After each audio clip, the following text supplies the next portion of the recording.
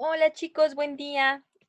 Estamos nuevamente en su materia de literatura 2 y vamos a empezar a platicar de estos subgéneros dramáticos que surgieron después del siglo XX, que vinieron a cambiar nuestra manera de conocer el teatro por algunas de las vanguardias y corrientes del pensamiento que surgieron precisamente por todos estos cambios en los que los escritores, los autores querían tener su propia visión de la realidad. Si bien recordamos un poquito respecto al final de nuestro semestre pasado, que estuvimos hablando de precisamente de estas literaturas de vanguardia y sus características de cada una de ellas, encontrábamos que había dos actitudes principales en estas, que era la irracional y la intelectual. Se iban a oponer en cuanto a lo que representan, pero se iban a complementar en lo que se refiere a los cambios radicales que se fueron introduciendo en el arte. ¿A qué me refiero con estas, si no nos acordamos bien, con estas literaturas de vanguardia? ¿Recuerdan que hablábamos del dadaísmo, el cubismo, el expresionismo, existencialismo, todos los ismos, en resumen? Precisamente, también el teatro y también el género dramático como tal, tanto en lo escrito como en lo representado, tuvo su transformación a través de cada uno de estos pensamientos. Sin embargo, hubo unos que quedaron marcados con estos subgéneros teatrales principales que vamos a estar platicando a lo largo de nuestras últimas sesiones en estas semanas. Y bueno, el primero que nos corresponde va a ser uno de los pensamientos irracionales, por así decirlo, que es el teatro de lo absurdo.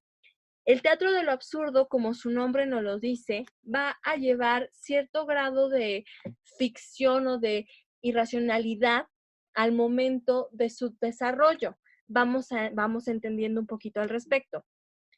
Para eso nos vamos a valer de la definición de uno de sus máximos exponentes, que es Martin Slim. Lo define como la aplicación dramática en términos absurdos de los principios del existencialismo. ¿What? Y para esto, ¿qué rayos era el existencialismo? Bueno, vamos a recordar entonces un poquito para saber cuáles son esos términos absurdos a los que se refiere. El existencialismo, vamos a recordar que es una corriente filosófica que se va a interrogar sobre los problemas fundamentales de la existencia humana. ¿Cuáles son los problemas fundamentales de la existencia humana? ¿Para qué venimos? ¿Quiénes somos? ¿Hacia dónde vamos? ¿Sí? Ya recordamos un poquito, estábamos generando esa memoria. Vamos a ponerla a trabajar un poquito más. El existencialismo, en esta parte, toda la manera de pensar no es totalmente bajo ciertas reglas, bajo la parte de causa-efecto. Todo tiene que ser concreto. Todo el hombre es un ser particular, existente, y todo se maneja por medio de esa lógica. En esta parte, el escritor iba a reflejar tal cual los sucesos de la historia que estaba viviendo, iba a reflejar tal cual la sociedad y hacer una crítica para tratar de responder esas preguntas. Por lo tanto, regresando un poquito a esta definición que nos da Martin Slim, nos dice que el absurdo va a venir a ser todo lo contrario, ¿sí? Ok, avanzamos un poco.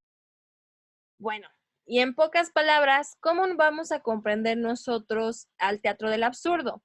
Bueno, vamos a comprender primeramente que el término absurdo se va a aplicar por la aparente carencia de significado de este tipo de obras, por sus repetitivos e inconexos diálogos y por su falta de argumentación dramática y estructura secuencial. Ok, vamos a desmenuzar poco a poco nuestra definición para comprender a qué nos referimos con cada una de estas partes. Aquí ya detectamos que mínimo surgen unas 3, 4 características, ¿sí? Entonces vamos a poner mucha atención. Me pareció importante también incluir los años en los que surge, en 1940 y 1960. Después de que queda ahora sigue como instaurado el teatro del absurdo y tiene ciertas características. Ya después se van viendo obras más adelante, hasta la actualidad todavía se siguen generando ciertas obras dentro del teatro de lo absurdo. Digamos que este tipo de teatro se apegaba mucho a la corriente expresionista, que era una corriente en la que se iba a atender a lo ilógico con independencia de la naturaleza y la realidad. O sea que iba a salir un poquito de esta parte que nosotros conocemos como lo real y lo lógico, lo que nosotros conocemos también como la tendencia narrativa de llevar una historia de un inicio, un desarrollo, un clímax y un desenlace. Entonces, va a venir a romper precisamente con toda esta lógica el teatro del absurdo. Ya lo veremos más adelante en las características y en el ejemplo que vamos a analizar.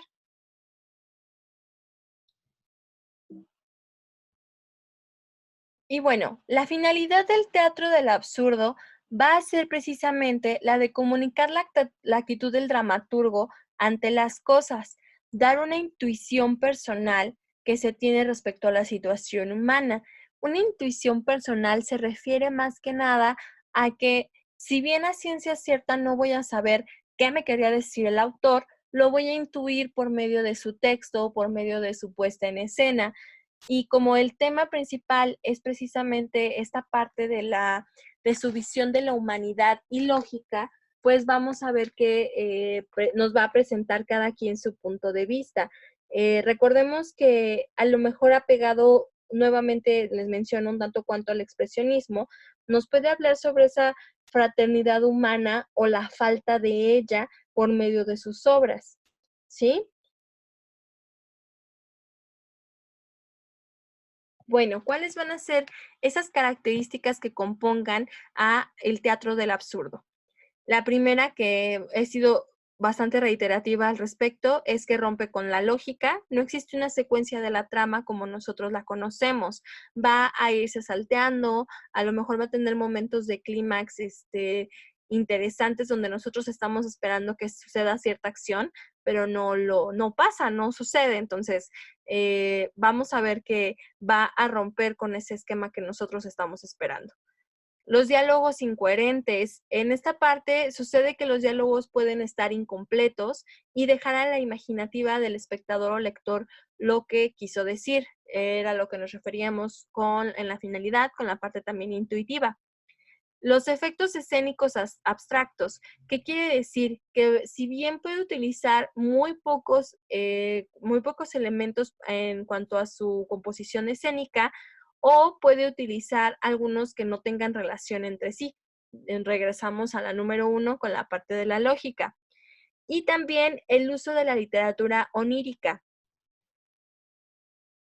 Y bueno, entonces en el teatro del absurdo vamos a encontrar que el uso de esta literatura onírica a través de los sueños, fantasías o pesadillas, bastante recurrente por esta cuestión del rompimiento de la lógica.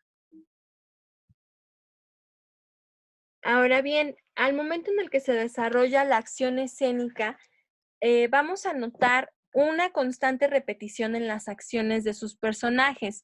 Sin embargo, cada acción va a tener un significado de acuerdo al orden de aparición y ya lo veremos en la obra que vamos a analizar. También en cuanto a lo escrito, vamos a notar que hay acotaciones bastante largas, las cuales pues van a ser precisamente una de las tareas principales del actor o de la actriz, de dar a entender a su espectador y de generar ese punto de tensión dramática. Aquí también cabe mencionar que la iluminación viene a ser un elemento situacional principal. Ojo, no nada más es un adorno la iluminación. La iluminación está hecha por una razón específica. O la hay o no la hay por cierta razón de la misma obra. Entonces, no se va manejando solamente, por ejemplo, con cambios de escena o algo, sino que pueden realizarse en cualquier momento. Entonces, la misma va a ir complementando estas situaciones. Y en muchas ocasiones, en el teatro del absurdo, el final se muestra como el inicio. ¿Qué quiere decir? Que así como empezó, es como va a terminar. ¿Sí? En cuanto al personaje, bueno, los personajes van a carecer de personalidad. En ocasiones son indiferenciados, o sea que ya no sé cuál es cuál. Va a haber a lo mejor algunos que ni siquiera sepas si tuvieron nombre o si se parecía mucho al otro, no tengo la menor idea. No van a tener características que los distingan como tal en cuanto a su manera de ser. Pueden actuar de cierta forma, pero después rompen con esa realidad completamente. ¿Qué hacen en sí estos personajes? Bueno, pues van a presentar las situaciones de la historia por medio de las acotaciones, como ya se los mencionaba anteriormente. Van a generar esa tensión dramática y sensibilidad en sus espectadores. Entonces, en esta parte del teatro del absurdo, tienen una tarea sumamente importante y tienen una tarea bastante compleja, porque hay ocasiones en las que el diálogo es mínimo y las acotaciones son máximo. Entonces, lo tienen todo que interpretar para que a la persona que lo esté viendo le genere esa sensación de lo que, pues ahora sí es lo que quería reflejar el autor, aunque al final sabemos que es muy subjetiva. En este ejemplo de la obra La cantante calva, vemos precisamente un poquito acerca de la cuestión del manejo de la luz. Aquí le está dando la indicación en la acotación. Nos dice, todos juntos, en el colmo del furor, se gritan los unos a los oídos de los otros. La luz se ha apagado. En la oscuridad se oye con un ritmo cada vez más rápido. Y aquí está la instrucción del diálogo. Por allá, por aquí, por allá, por aquí. Acotación nuevamente. Las palabras dejan de oírse bruscamente. Se encienden las luces. El señor y la señora Martin están sentados como los Smith al comienzo de la obra. Esta vuelve a empezar, esta vez con los Martin, que dicen exactamente lo mismo que los Smith en la primera escena mientras se cierra lentamente el telón. Si vemos, aquí está, en este breve ejemplo, están varias de las características que mencionamos anteriormente, como la parte de la iluminación, como un elemento fundamental en el desarrollo de la escena, así como la parte del final, donde nos está resaltando que vuelve a empezar la acción inicial. Entonces, aquí está en este ejemplo, más claro no podía ser. Y en este otro que les comparto, es el ejemplo de una obra que está basada en una fábula, Las sillas. Y bueno, lo vemos en esta manera. Aquí vamos a ver características de acotaciones largas y de diálogos sin sentido. Ok. Se levanta el telón, semiobscuridad. El viejo está asomado a la ventana de la izquierda, subido en el escabel. La vieja enciende la lámpara de gas. Luz verde. La luz es ahora más intensa. Se hace cada vez más fuerte a medida que entran los invitados invisibles. Los ruidos aumentan y luego se abre de par en par con gran estrépito la puerta del fondo. Por la puerta abierta no se ve a nadie, pero una luz muy potente invade la sala por la gran puerta y las ventanas que se iluminan intensamente a la llegada del emperador. El diálogo del viejo, no sé, no creo. Es posible, pero sí. Es el emperador, su majestad el emperador. La luz adquiere el máximo de intensidad en la puerta abierta y las ventanas, pero es una luz fría, vacía. Siguen los ruidos que cesarán bruscamente. Ok, esta puesta en escena, ¿cómo nos la imaginamos? ¿Cómo la fuimos viendo en nuestra mente? ¿Qué sucede? ¿Cuál es ese juego con las luces que se está haciendo nuevamente? Aquí nos está diciendo que tenemos a dos personajes que no están ni siquiera interactuando entre sí, que cada quien están por su lado y se van a unir a la llegada de este emperador invisible.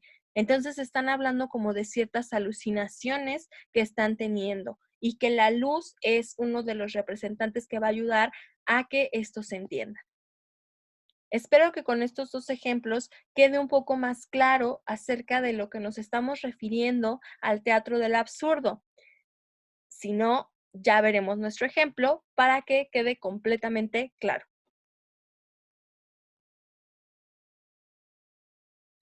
Ok. Finalmente, nuevamente nos referimos a Martin Slin porque fue uno de los primeros en escribir acerca de el teatro de lo absurdo y clasificarlo como tal, y lo resume en esto. Se trata de un teatro de situaciones en oposición a un teatro de sucesos, por lo cual empleará un lenguaje basado en las imágenes creadas más que en argumentos y razonamientos. ¿Qué nos quiere decir Martin Esling con esto? Nos está diciendo que nos va a interpretar ciertas situaciones, no acciones, sino que así es como se va a manejar. No va a utilizar a lo mejor el diálogo como su máximo exponente. Sí lo va a utilizar, pero no va a ser el principal porque va a valerse de las imágenes que va a crear tanto con escenario, vestuario, y con las acciones que van a ir haciendo los personajes o los actores, y con eso se va a ir complementando más que llevando la lógica de una historia y la sincronización de un inicio a un desenlace. ¿Sí?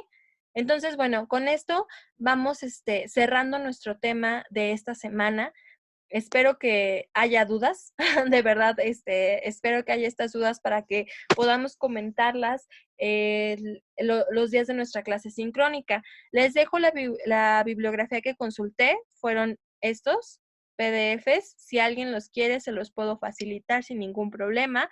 Y de cibergrafía fue esta página, ¿sí? Por si alguien quiere ampliar su apunte, su tema, aquí lo puede hacer. Y bueno, hablemos de la actividad de la semana. La actividad de la semana va a ser ver el video de la obra Come and Go de Samuel Beckett. Esta obra y la liga se las voy a compartir por medio de un formato que ya debe de estar publicado en su feed de Edmodo. Van a llenar el formato del cuadro que les envié. Nuevamente vamos a manejar este formato. En el formato estoy siendo muy específica en cada una de las partes del mismo. Entonces, por favor, léanlo y compleméntenlo con sus respuestas personales. Ojo, cualquier plagio detectado automáticamente es 0 para las dos personas. No me interesa quién lo haya hecho primero y quién se lo haya pasado a quién, es 0 para las dos personas. Entonces, aquí ya con esta advertencia no hay engaño. El formato lo llenan y suben el PDF, por favor, a la asignación correspondiente, que también ya está habilitada en Edmodo. Ya saben que su fecha límite para la entrega es el sábado 23 de mayo, antes de las 23:59 horas. Ya después de esa hora no se reciben trabajos. Entonces, de favor, chicos, para ponernos las pilas y cualquier duda, cualquier cuestión, ya saben que me pueden mandar mensaje por privado. Y en nuestra clase sincrónica espero que generemos una buena conversación al respecto de lo que entendimos del teatro del absurdo.